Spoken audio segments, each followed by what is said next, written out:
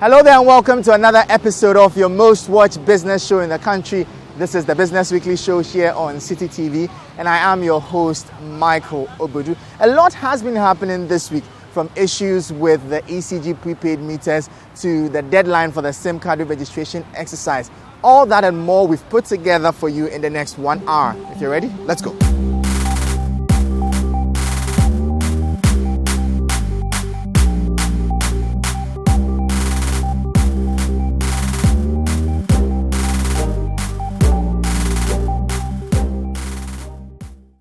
The extended SIM card registration exercise deadline elapsed on the 30th of September. Despite the extension, a lot more people have not been able to go through the process and risk losing their SIM numbers. So how did all of this play out?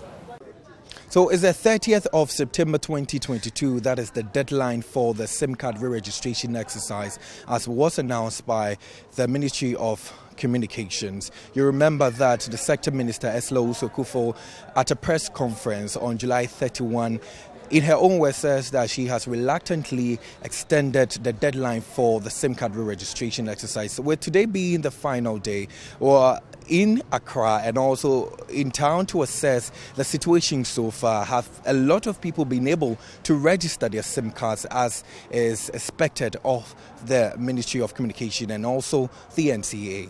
So the sole document that is required for the SIM card re-registration exercise is the Ghana card. Those who are not able to get to the Ghana cards, would have to now join the queue you see just behind me here at the Elwak Sports Stadium to be able to get the Ghana card, which would be used onwardly for their SIM card registration. Today is the last day. Let me just speak to some of them who are still in the queue now. How long have you been here? More than 3 hours.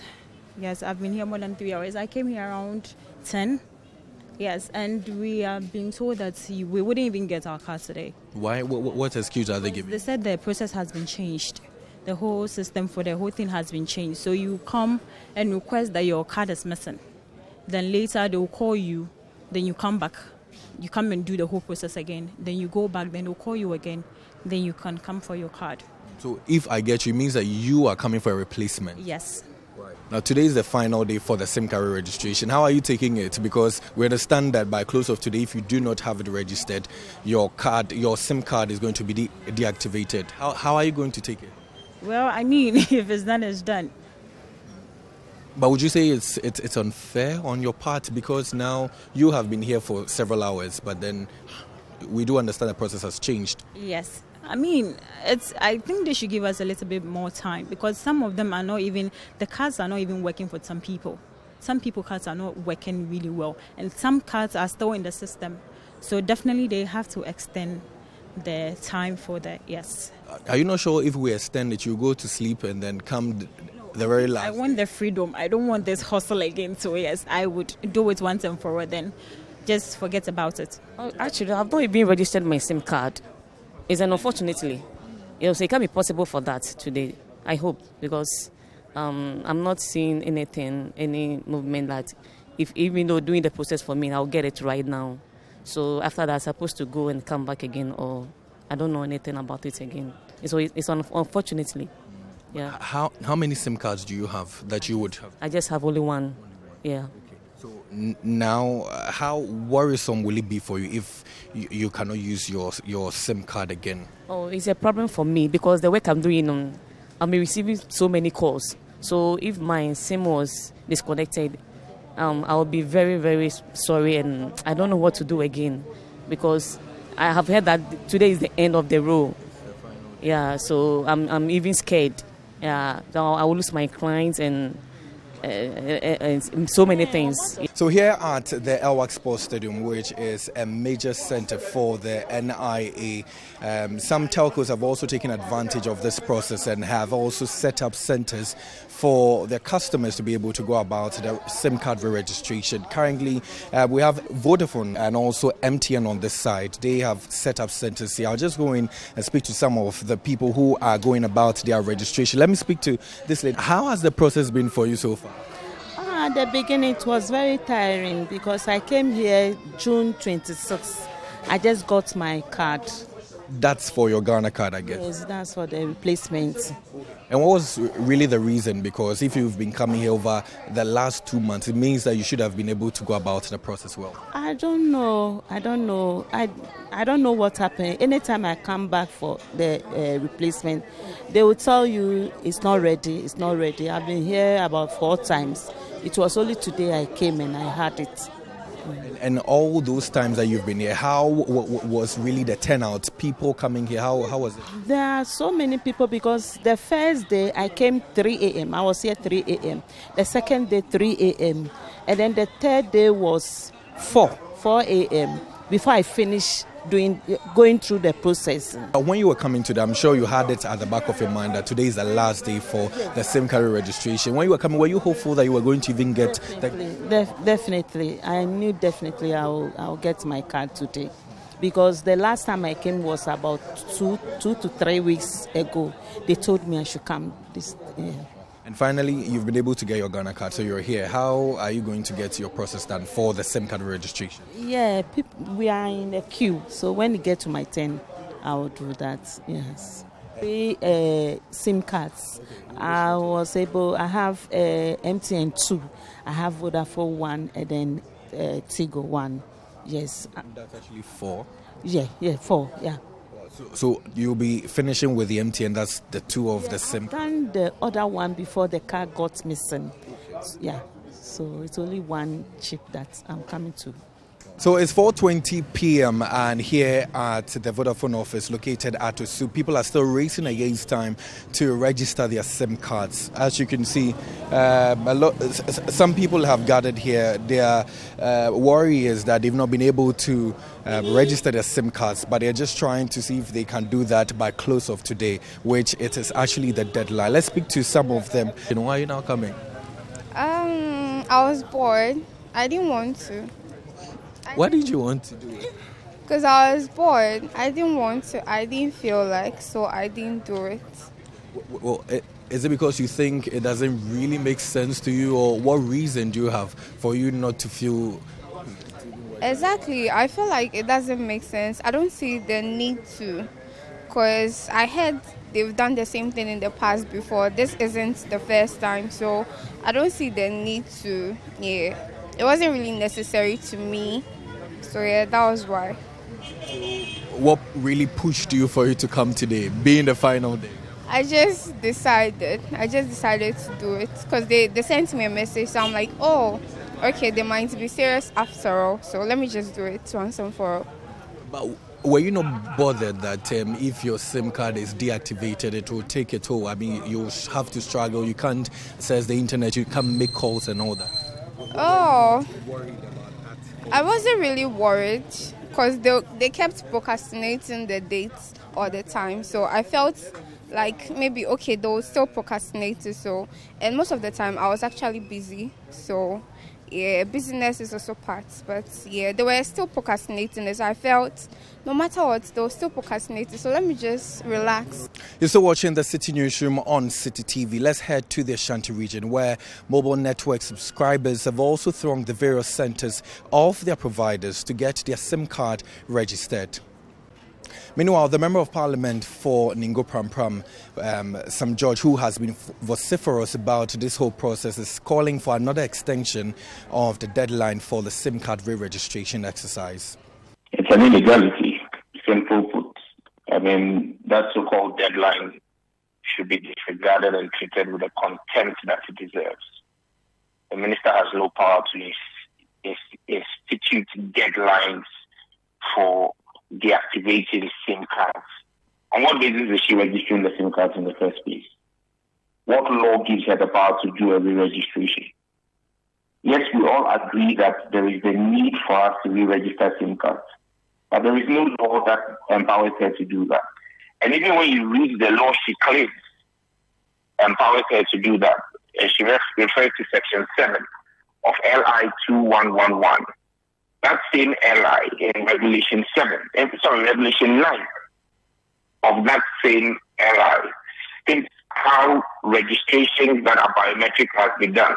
And Regulation 9.3 says that the device to use to do the registration must be gazetted by the National Identification Authority. And that gazette will specify the technical requirements of that device. Has the minister complied with that? He's illegally collecting biometric data of citizens in violation of the laws of this country. If we were proper jurisdiction, the minister will be facing criminal charges for her actions. If you owe mobile money loan and didn't register your SIM in a bid to avoid paying the debt, then you might have to reconsider your decision. The Bank of Ghana has indicated that such persons risk being denied access to credit facilities in the future. You wouldn't want that small amount you borrow to become a stumbling block to funds you might really need someday. As the September 30, 2022 deadline issued for the SIM card re-registration exercise comes to an end, many customers of various telecommunication networks in the country thronged the premises of Elwak Sports Stadium in Accra to access their Ghana card in order to register their SIM cards.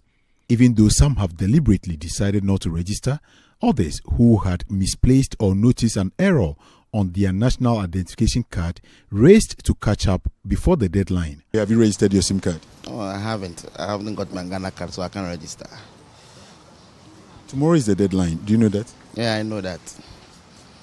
What are you doing about it? That is why we are here, but I know I can't register because I've the Ghana card. I was among the first batch since 2018, and I've been working here up and down for 4 good years. I've not received it. I come here maybe 3 times a week. I'm from Awoshi. I did my registration at Latavia Koshi. I went to Accra Academy on the opposite side to claim it. They've been calling me that I should come here. I'm coming every day. I've been coming here, but I don't receive it. So they said today's a special place. This line is for special people that we've not claimed my own for 4 good years. So I'm here. If I get it today, I register. If I get it tomorrow, I register. If I don't have anything to do. Would that be fair to you if tomorrow comes and your network is blocked? It isn't fair. It will never be fair because I don't know why. It's never, and not me alone. It's I have almost like 15 or 20 people that they say they don't care anymore because they don't know what to do. But for something like mobile money that I have on that particular, I use my chip for business. My main chip is my savings. I don't even have a bank account. I save everything on my chip. So if they block it tomorrow, that means I'm not going to have any transaction to do with my chip anymore. For that one, I'll be very worried. Okay. So the deadline for the SIM card is tomorrow. Exactly. Oh, I don't know about that, but actually for me, I don't think it makes sense. It doesn't make sense at all because when we're doing our Ghana card, they took our biometrics, they took our necessary informations. So why don't them take the informations and then forward it to the National Communication Authority, those in charge of the SIM cards, so that they do that directly. You don't need us to form line, waste our time. You know, time is money. We can't waste our time and then join line and then go through the whole process whilst we took our biometrics when we were doing the Ghana card. You get my point. So what is your peculiar case here? I lost my card. I have to do it again. And then it's not because of the SIM card. For the SIM card, they can do whatever they want. What are you here to do? I'm here to do Ghana card replacements. Since when did you misplace your Ghana card? Around June 27th of this year. But June till now, it's been long overdue. What really kept you waiting? But I was busy with my errands. That's why I was busy. By the way, have you registered your SIM card? No, I've connected the SIM card, but I've not registered biometric one. So I'm here now to do a replacement, to do a biometric one as well. In fact, if you're unable to receive your card today and tomorrow that also passes, it means that you're going to lose your SIM card. How would you react to that? No, like I'm going to miss my SIM card, but I'm hoping that they should give me my card today, or if not today, I'm hoping to receive my card to connect my SIM to Ghana card. Meanwhile, The National Identification Authority supervisor at the Elwak Sports Stadium in Accra, Emmanuel Awotri, says the number of people that troop to the center to have their cars registered or replaced has reduced drastically due to the operationalization of district NIA offices across the country. We used to have over 400 chairs over here. We came to take 200 out of it to the head office. And last 3 weeks, they came to take another 100 of it to the head office. So the chairs here are less than 200. So the numbers decreased drastically from the first deadline to this one. Basically, the people normally troop here because of the SIM registration. That has been the most or the priority for them. Looking at the fact that tomorrow being the deadline, are you anticipating an increase in numbers probably today and tomorrow? We'll be anticipating, but what NIA has done, NIA has opened a lot of. He has now allowed all the district officers are doing replacement now. Since 15th of August, we've started doing replacement in all the district offices. So when you go to any district offices closer to you, they are also doing replacement. So that's why I look at the numbers here is calm now, because they are not coming from all over Ghana here as like before. Further added that despite the SIM card re-registration deadlines, the public can still access the services of the National Identification Authority until further notice. I've been instructed by my head of operations to be here till any policy decision changes. So I'm here to do replacement and update for Ghanaians. So we are here till any policy decision make. And even if any policy decision changes, the district offices are permanent district offices. They are working permanently. The NIA head office is there. The regional offices are all over Ghana. All the 16 regions in Ghana have a regional office. All the 275 districts in Ghana have NIA offices. So the NIA offices are permanent.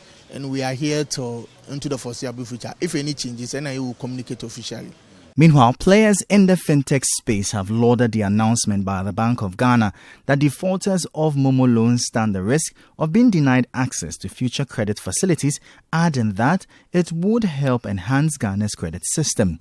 Speaking to Citi Business News on the sidelines of the launch of Core ID, Chief Executive Officer of the tech firm Esige Aguele expressed confidence that the move by the BOG could significantly reduce the rate of default, which remains a major challenge in the fintech ecosystem. A lot of credit lenders actually build products on our infrastructure, and we know across Africa there's a lot of loss. Part of that, the reason for that loss is because there's no repercussion to not paying back. So going back to what I said about enablement and enabling the ecosystem, documenting people and putting them in an environment where they can't change their identity, number one, and then creating a federated environment where credit can be reported, and letting them know that you have to pay back your loans or it's going to be on your record and have impact, is how the credit system or the credit lending system in the economy is going to grow.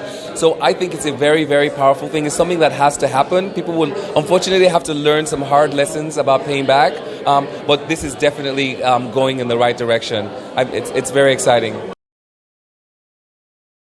The Development Bank Ghana, DBG, has signed on to the United Nations Global Compact as part of the bank's efforts to strengthen its commitment and operations with a sustainable business and greater governance framework.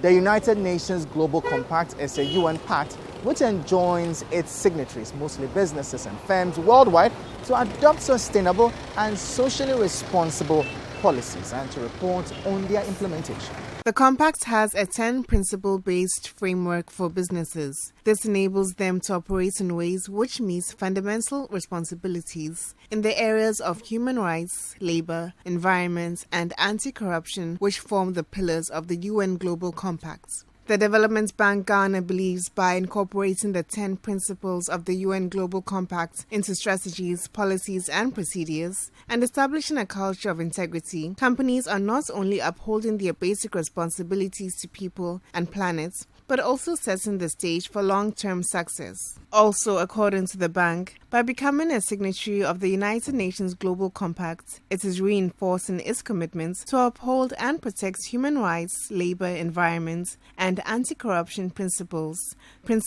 through its business practices. Chief Executive Officer of DBG, Kwamina Duka, explains further what the partnership means. The main benefit of signing the Global Compact is that it's a public message, both locally and internationally, about the kind of bank that we want to be, the standards that we want to adhere to, and the governance that underlines everything that we do. And why is that important? It's important because it gives us gravitas, it gives us credibility. It allows the stakeholders who have made investments in us, EIB, KFW, World Bank, and the FDB, it reassures them about the kind of bank that we're trying to build. And that becomes very important because as we go about our mandate, and our mandate is to transform local businesses.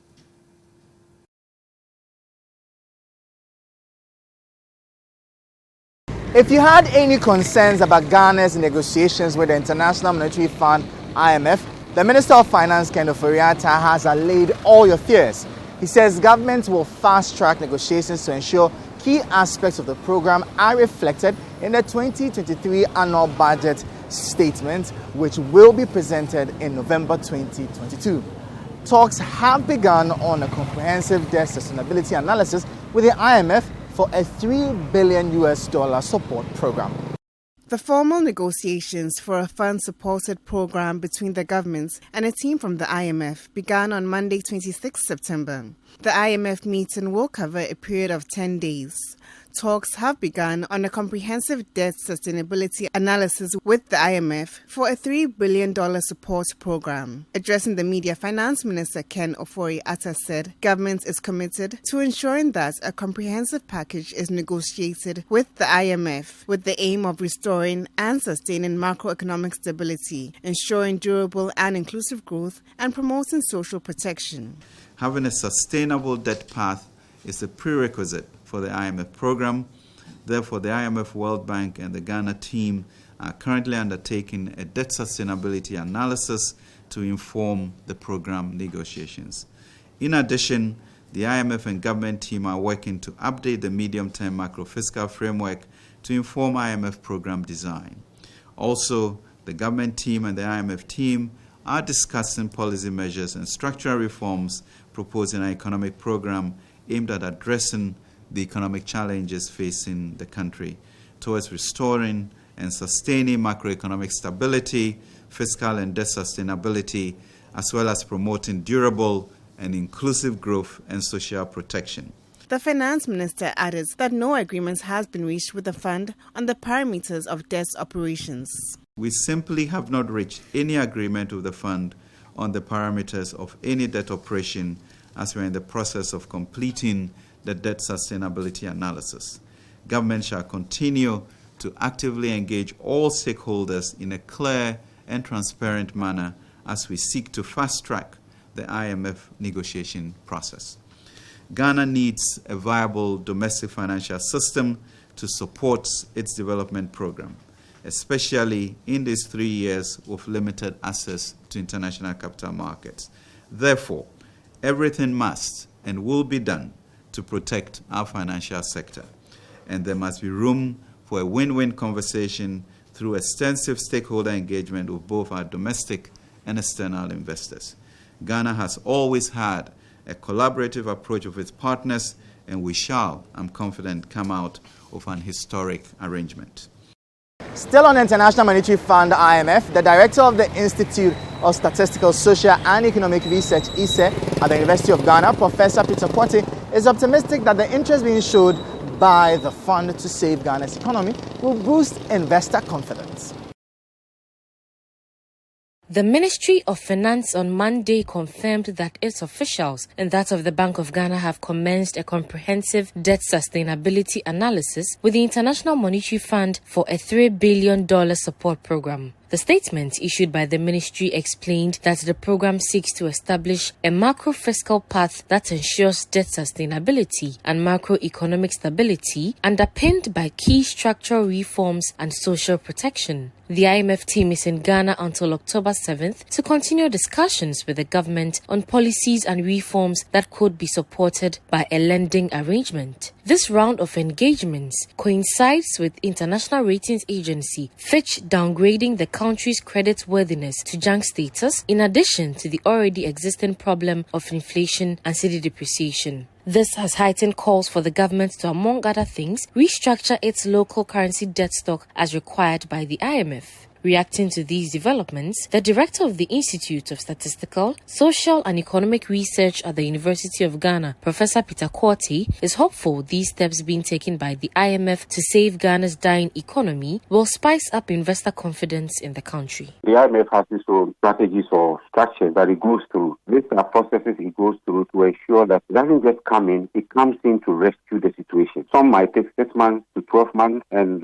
we heard the IMF managing director say, hopefully by December, all things being equal, we'll see a program out. So hopefully by January, we should see something out. Although, given the situation we find ourselves, we need some influence, we need an injection of foreign currency into the country. But the fact that IMF is gradually engaging Ghana and there is progress, I believe is gradually bringing in some confidence to the Ghanaian economy. And I believe some investors, despite the Fitch downgrade, will still be looking at Ghana favorably in the coming months. And I hope government would also introduce or implement well-crafted policies that will transform the structure of the economy. Otherwise, we'll be back to the IMF again. The structure hasn't changed. We are very agrarian. We don't add much to agric or our manufacturing products, and therefore we always subject to international shocks or imported shocks, and that ought to change. Meanwhile, economist Professor Godfred Botmy insists the painful adjustment of debt restructuring is needed to save the economy. Although many stakeholders have warned that this exercise might come with some shocks on the economy, Professor Botmy insists the IMF bailout alone will not be enough to salvage the economy, hence the need for governments to restructure the country's rising debt stock. Typically, you don't wish for a country to find itself in this category. Coming out of this will require some painful adjustment. It's not something a country would want to communicate to their citizens, that we need to do some kind of debt restructuring, which may entail having a haircut. You know what? When a country reaches the point where we have to restructure our debt, and more so the domestic debt, it's almost like signing up at the hospital and the doctor tells you that where you find yourself, no medicine can cure the situation unless surgery. When it gets to the point where you have to go under the knife, then it's critical. That is where the country finds itself. So we have to go through this, quite painful. And I hope that we'll learn a useful lesson from that. That IMF program in itself is not enough. Where we are right now, merely focusing on an IMF program, which is an economic program, will not be enough. It really isn't helping issues that Ghana is getting more downgrades from international ratings agencies as the country's economy continues to struggle. For the second time this year, Fitch has downgraded Ghana's credit worthiness to CC, or more or less a further junk status from CCC. Economist Professor Godfred Botmy believes government's reforms in the country are critical to saving the economy. For the second time this year, Fitch has downgraded Ghana's credit worthiness to CC, or further junk status from CCC. There was no outlook for this rating since Fitch does not typically assign outlooks to ratings of CCC plus or below. According to the agency, the downgrade reflects the increased likelihood that Ghana will pursue a debt restructuring given mounting financing stress with surging interest costs on domestic debt and a prolonged lack of access to Eurobond markets. The rating agency added interest costs on external debt are lower than domestic debt and near-term external debt amortizations appear manageable. This development comes at a time where the country is in talks with the International Monetary Fund to conclude on a bailout program worth 3 billion cedis to save the economy. Reacting to this, Professor Botmy added that the president needs to restructure his government to cut down costs instead of banking hopes on the IMF bailout. The IMF program in itself is not enough. We have said that time and again. You can show enough commitment to the IMF that these are the policy initiatives, fiscal adjustment that we want to do in order to bring our debt to a more sustainable level and therefore agree to lend to the country. In other words, let us not do a debt restructuring. But the point is that where we are right now, merely focusing on an IMF program, which is an economic program, will not be enough. Ghana needs to pursue concurrently some kind of governance reform, which may also entail doing some adjustment to our constitution. Is the source of corruption in this country.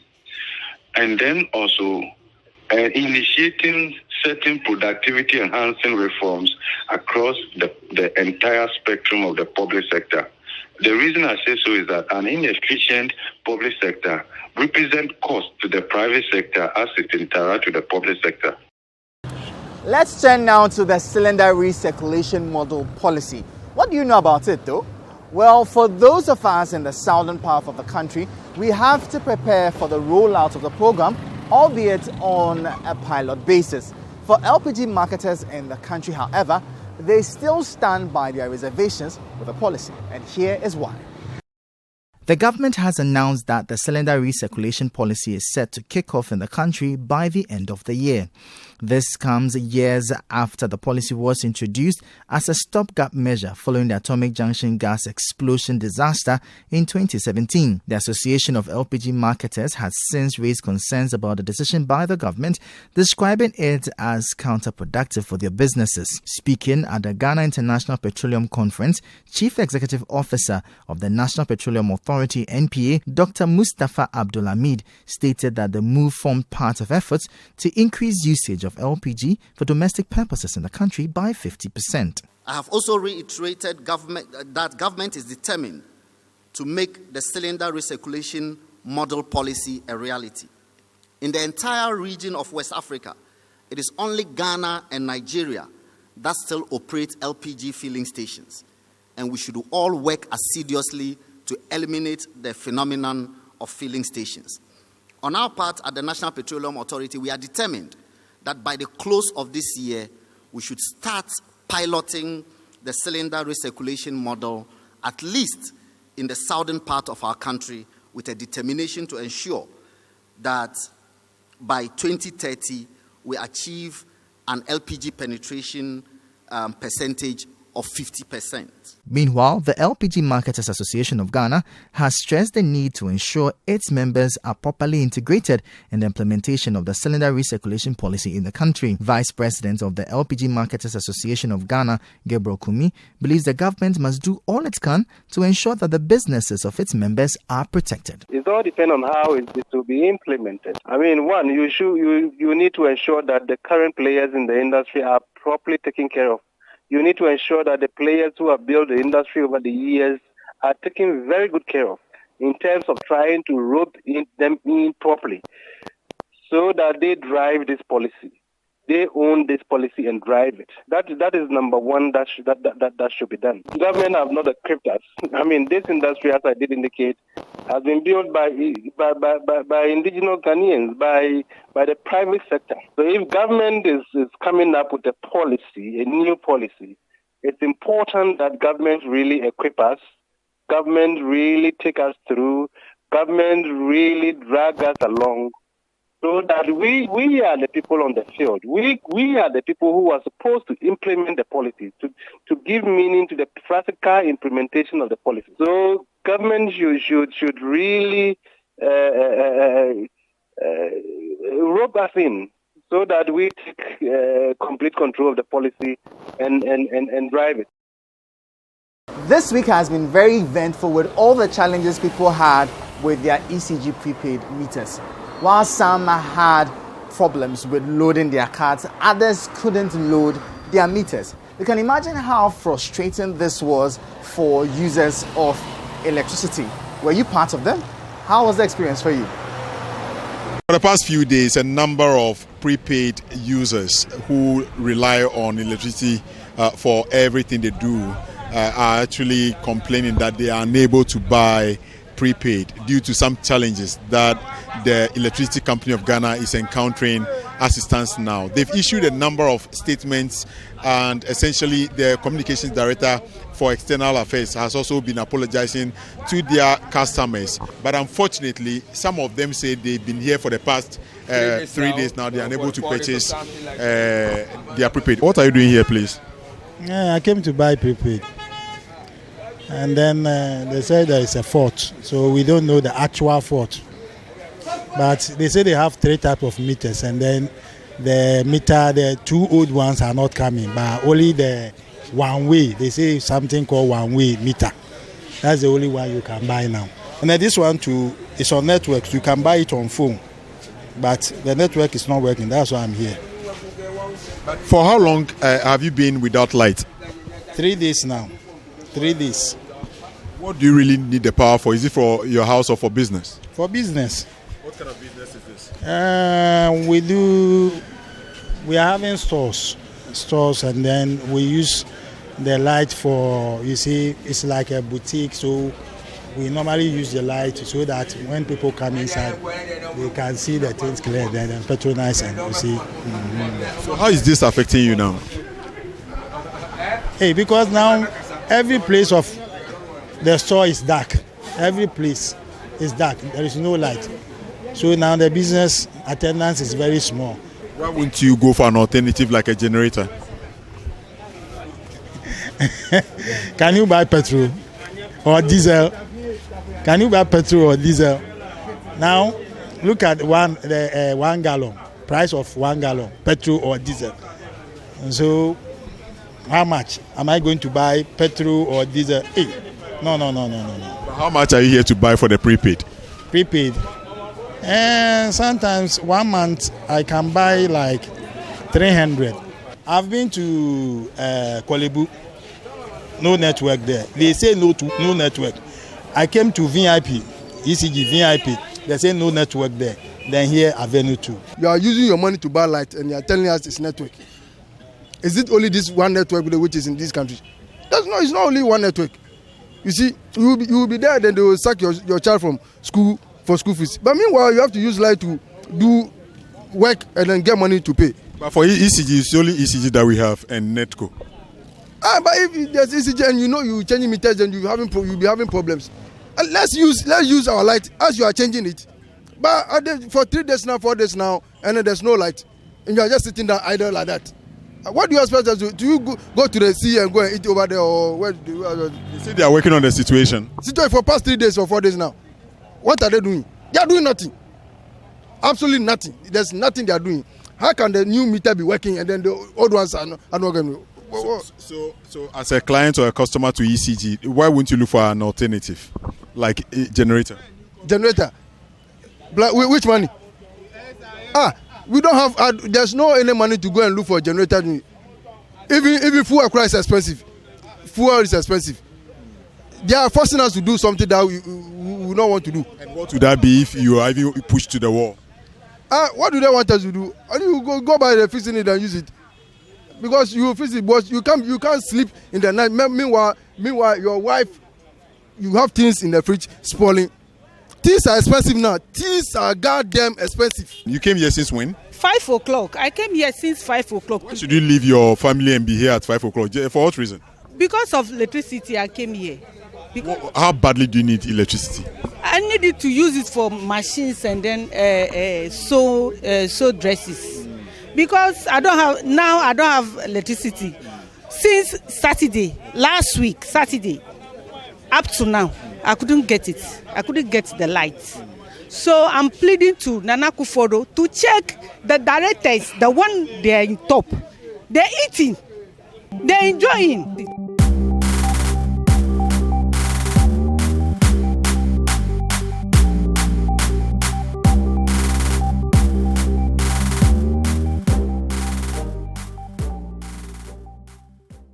There has been talks to relocate the Ameri power plant from Abuadze in the western region to Kumasi in the Ashanti region. And the Ghana Grid Company Limited, Gridco, believes it still is the way to go. Following the takeover of the power production plant by government earlier this year, the government disclosed of its strategic plan to relocate it to Kumasi to improve the reliability of power supply in the middle and the northern sectors of the power grid.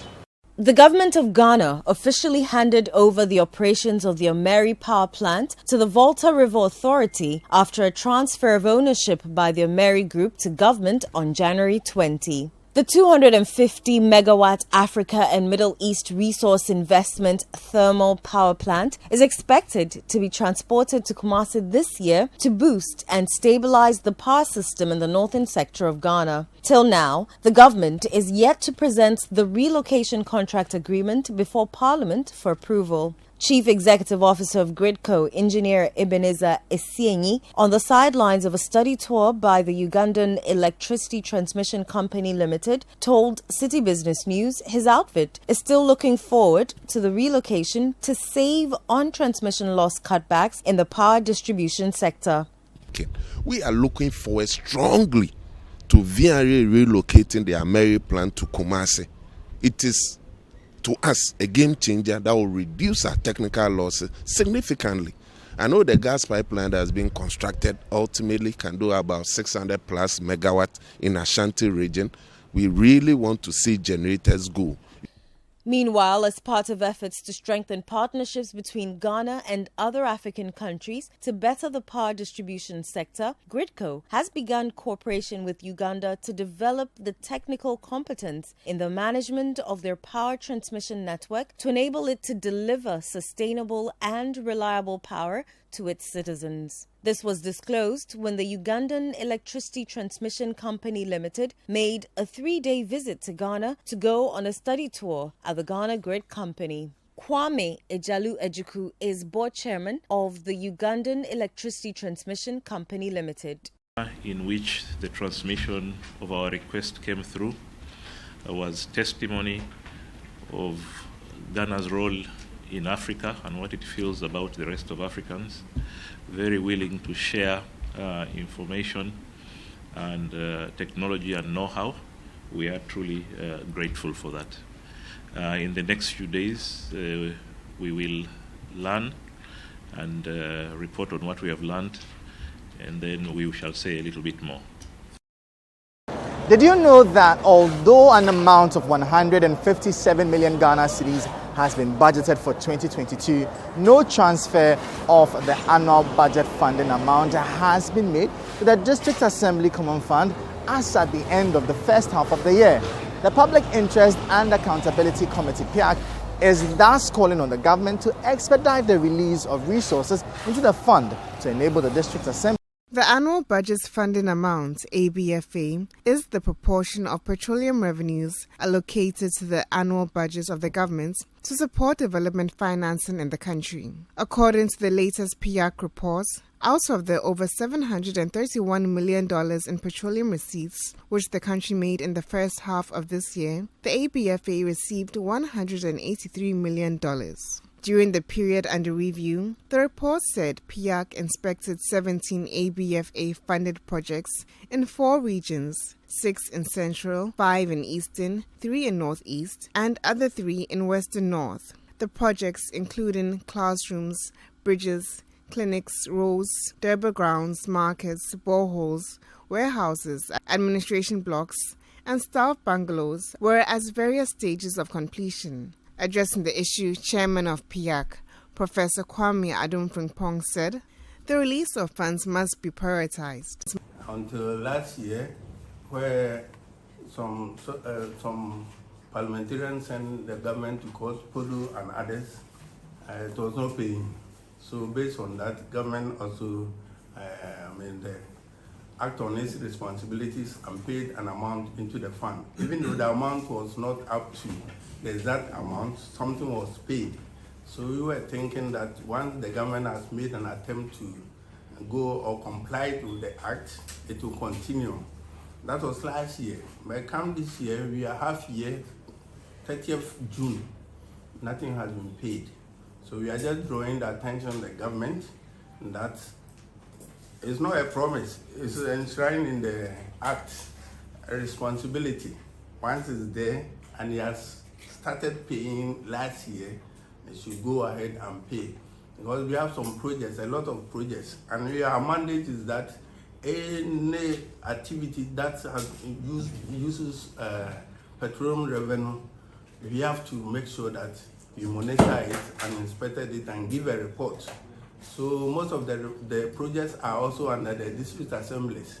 So once it is done under the District Assembly, it's our responsibility to ensure that we inspect and give a report. So that's why you are reporting that nothing has been given. So in case there's a project which has been earmarked for the District Assemblies, it will be difficult for them to continue. Or those uncompleted ones already in progress, it's difficult to complete. You mentioned that our 17, only 8 have been completed. How are you going to complete the rest? That's why we are urging that they should comply with that section and make sure what is due to a District Assembly Common Fund is given to them so that they can perform and complete those projects.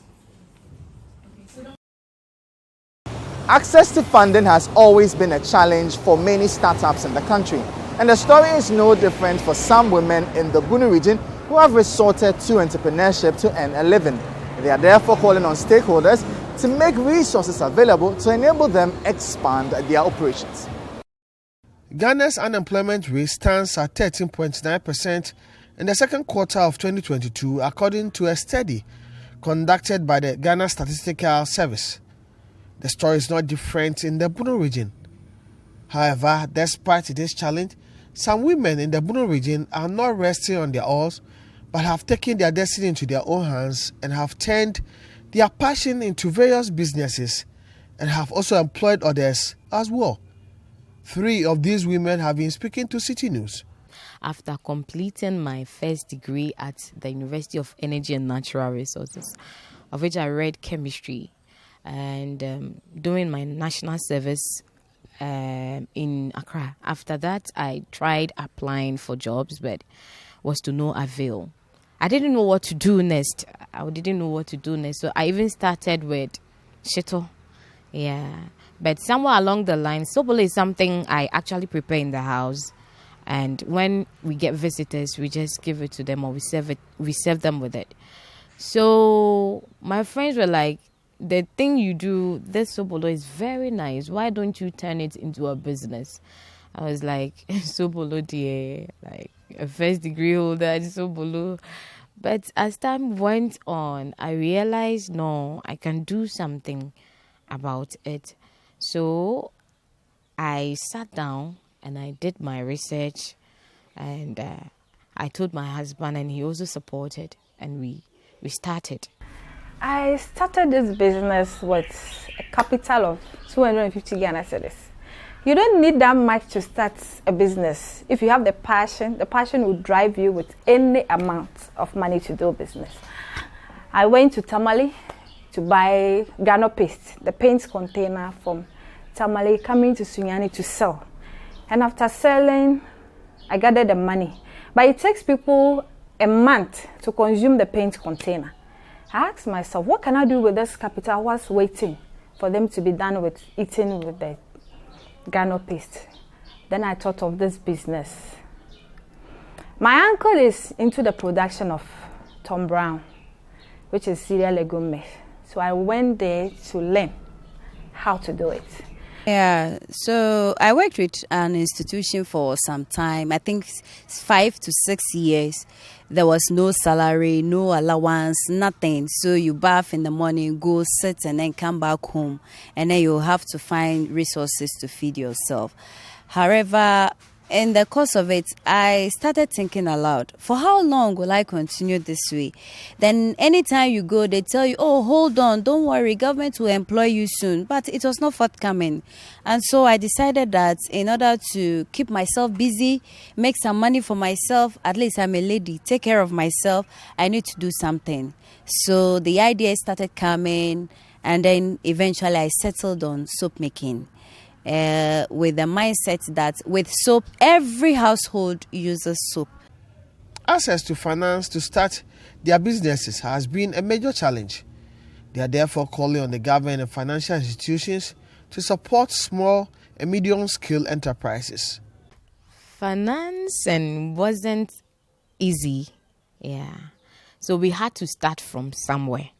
Though we had the plan, we had the vision, we knew how we wanted it to be, but because of finances, we had to start from somewhere. So the packaging that we are using right now wasn't the packaging that we were using. Yes, we were using the bottles as at then.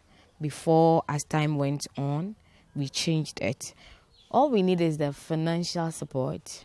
We need the financial support because as it stands now, we need to expand the business so we can also create employment for others. Yeah, sometimes it's not easy. Getting other source of income to help you push through. It has not been easy getting funds from the bank, but we are on. You know, getting money to start wasn't easy at all. So I remember with the little I had, somebody gave me some, and then I also added the little I have. And then the banks are not just willing to lend to the small businesses at all. Not at all. It's difficult. I don't know why. But I feel that if the banks give to the small businesses, they will even pay. For Citi Business News, I am Michael Saponifum, Sunyane. For us to actively and effectively improve the country's agricultural sector, we must push for adoption of new ways of doing farming. This would mean not just adopting improved farming practices, but also introducing technology. One of such alternatives is the use of greenhouse farming and blending it with open field systems to boost productivity and maximize profits. Here is how the system works. Although stakeholders have over the years touted farming as one of the best ways of earning a living in Africa and improving the unemployment situation, not adopting the most appropriate and effective farming techniques could make agriculture a daunting task. Rosemond Efo worked as a banker for years, but quit to start farming against all odds. With technical support from an NGO, SNV, Rosemond, who had no formal training in farming, is changing the status quo.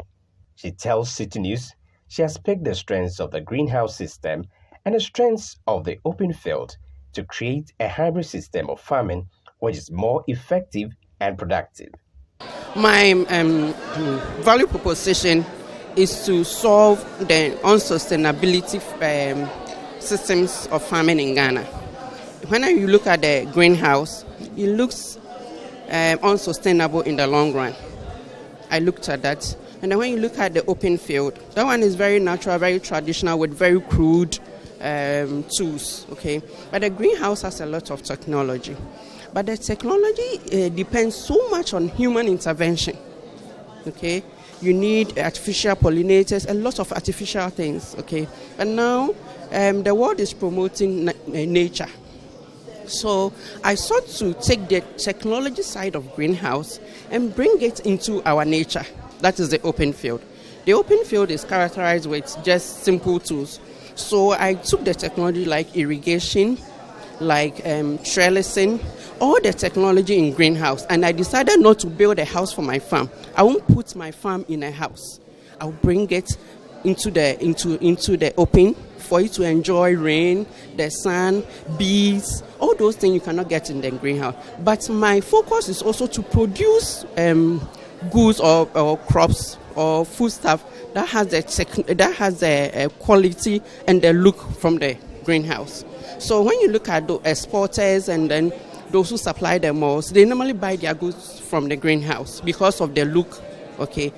Due to the uniqueness of this initiative, she emerged as a top award winner for the Green Business Plan competition by SNV as she received 75,680 cedis to support her business. For Esther, a fiscally challenged person who leads a team of other fiscally challenged people, she's seeking to reduce unemployment among persons living with various forms of disabilities. Disabled for a sewing. See the pieces I did the permanent Emma way. It's in a episode you go for the say disabled for moon yejimano. I'm over by a honey at Chilo, but said I by your Mukotna street so and go beg for your money. Put my project in wire pieces and I made the pump bags, blankets, chair bars, amulets, pillowcase, key holders. ye start edwuma na enya afi baako na so ya ton bags ene pillowcase ni weri enya so mfa so bebre ti ehutumi wo sese ekoso ya ebeboa ye nti ye pese na no disable si na besua na mo so enya so mfa so. Other persons who own startups and have received funding after participating in the competition spoke to Citi Business News.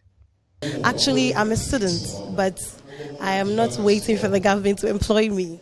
I used what I'm getting from school. I'm a nutrition student, so I felt that I should use that knowledge to impact, to create jobs for people. So out of that, I do fruit juice. I use our own locally produced fruits and vegetables to make juice. Instead of consuming the imported ones, we consume what we made ourselves without any preservative. And you see, there are a lot of NGOs or organizations who are there to support young entrepreneurs. If only you have that wild and innovative idea, they are going to support you. So I'm so excited, and the advice I will give to my fellow youth is that think innovative, be a design thinker. At FNF, we are into solar energy installation.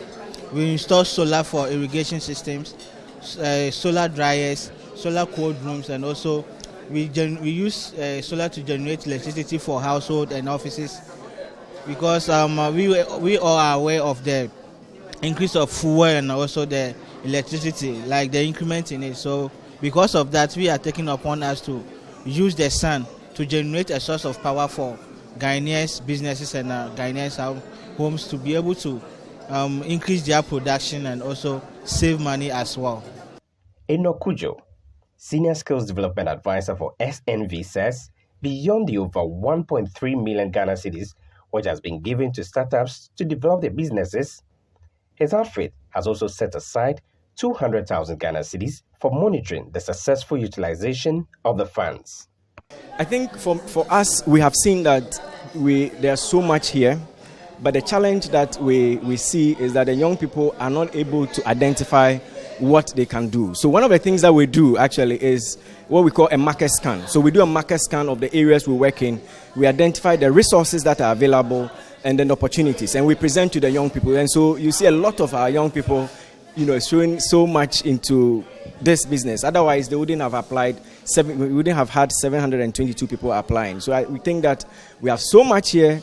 We need to just take our time.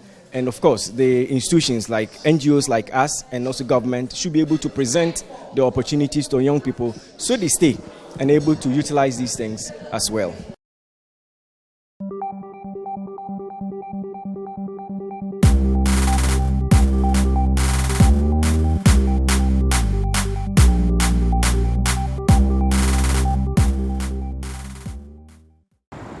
Well, that will be all for this week's edition of the Business Weekly Show here on Citi TV, your most watched business show in the country. Please, for more business stories, check out our website, citibusinessnews.com. And my name is Michael Obudu. Thank you for tuning in. Catch you same time next week. Please hit me up on Twitter @mobudu. Stay safe, stay informed. Bye-bye.